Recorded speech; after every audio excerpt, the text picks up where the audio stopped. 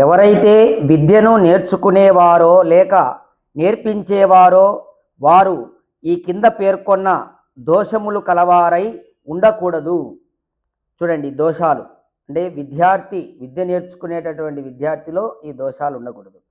ఆలస్యము, మత్తు పదార్థాల సేవనము, మూఢత, చపలత, వ్యర్థముగా ఇష్టం వచ్చినట్లు మాట్లాడటము, జడత అంటే ఒకప్పుడు చదవడం ఒకప్పుడు చదవకపోవటం, అభిమానము మరియు లోభము అను ఈ 7 దోషములు విద్యార్థుల విద్యకు విరోధములు.